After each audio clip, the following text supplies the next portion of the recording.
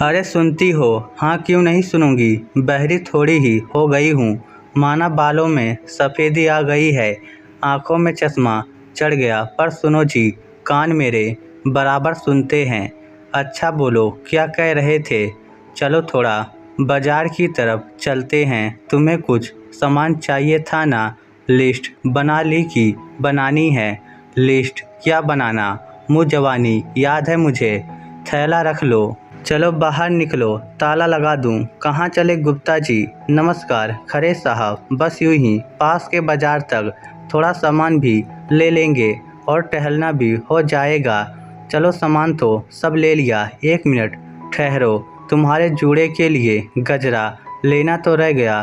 ठहरो, मैं लेकर 2 मिनट में आता हूँ। अरे रहने दो ना, क्या गजरा वजरा गाड़ियों की तेज रोशनी में वैसे भी तुम्हारी आंखें चौधिया जाती है। छोड़ो, रहने भी दो। कहाँ सफ़ेद बालों में गजरा लगाऊंगी? सुनते कहाँ है किसी की, मानेंगे थोड़ी ही। चले गए, इतनी देर हो गई, आए क्यों नहीं? कहाँ रह गए? फ़ोन लगाती हूँ, पता नहीं क्या लेने गए। कोई मिल गया होगा, बतियाने लग गए होंगे। बुढ़ापे में फालतू में परेशान करके रख दिया है मुझे। चलो फ़ोन तो उठाया। हेलो, ये किसकी आवाज़ है? इनके फ़ोन पर कौन बोल रहे हो भाई? मैडम, ये एक्सीडेंट हो गया है। इन भाई साहब का इनके हाथ में ये फ़ोन है। सुनते ही मैं दौड़ पड़ी। सामने खून में लथपथ सुभाष पड़े थे, हाथ में गजरे का पैकेट। आंखें खुली, इससे ज़्यादा देखने की हिम्मत नहीं बची। होश खोकर बेसुध हो गई।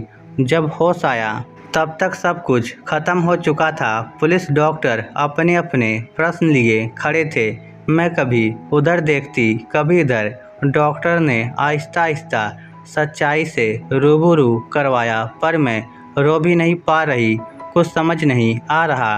कान जैसे बंद हो गए, सन्नाटा सा पसर गया हो जैसे। रिश्तेदारों को बुलाने के लिए कहा, किसे बुलाऊं? प्रेम विवाह ससुराल से बाहर निकल कर किया था। जीते जी सास ससुर ने दहलीज पर कदम न रखने दिया। एक माँ से उसका बेटा छीना, ऐसी बद्दुआ दी उस माँ ने कि माँ बनने का सौभाग्य भी ना मिला।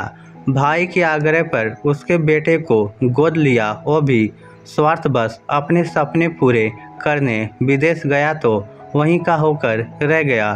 भाई की साजिश समझ आई, पर क्या करते, वक्त गुजर गया, हम कुछ न कर सके। सुभाष अपने जीते जी नेत्रदान का संकल्प ले चुके थे।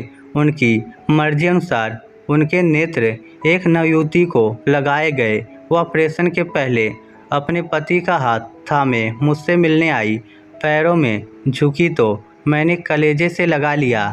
अलग सा स्पर्श लगा, जोर से भीज गया और आंसुओं का रुका बाद मेरा टूटकर बह निकला।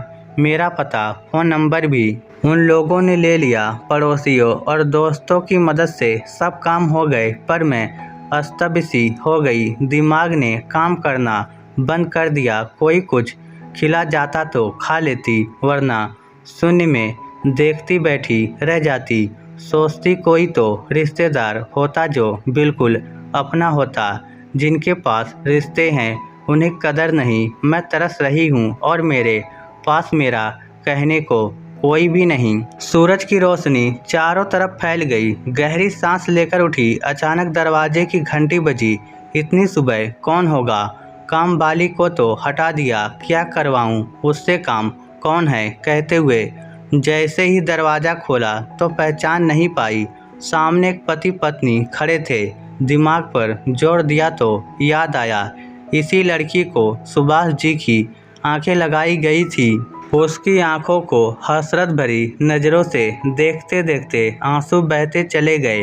दोनों ने मुझे प्यार से बिठाया, आंसू पोंछे, पानी पिलाया और बोले, आपने हम दोनों को जिंदगी की सबसे बड़ी खुशी दी है। इस खुशी के लिए रमा ने बहुत लंबा इंतज़ार किया है। हम जानते हैं आपका और हमारा न खून का रिश्ता है न कोई भी संबंध, पर हम एक नया रिश्ता बनाने आए हैं। वो रिश्ता है माँ और बच्चों का रिश्ता। बनेंगी ना आप हमारी माँ? दोनों आशा और उम्मीद से मेरी ओर देख रहे थे। ना कैसे कहती, सिर हाँ में हिला दिया और दोनों को गले से लगा लिया।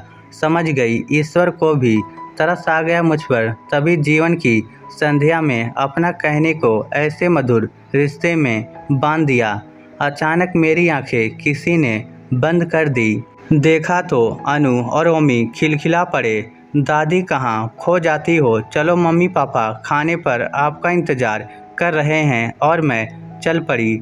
अपने बच्चों के साथ रिश्तों की हमेशा कद्र करो, किस्मत से मिलते हैं और बनते हैं, इनके बिना जीवन अधूरा है।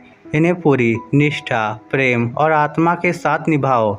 निस्वार्थ दान कभी व्यर्थ नहीं जाता। नेत्रदान जरूर करें। इस स्टोरी को लेकर आपकी क्या राय है, नीचे कमेंट करके हमें ज़रूर बताइएगा। धन्यवाद।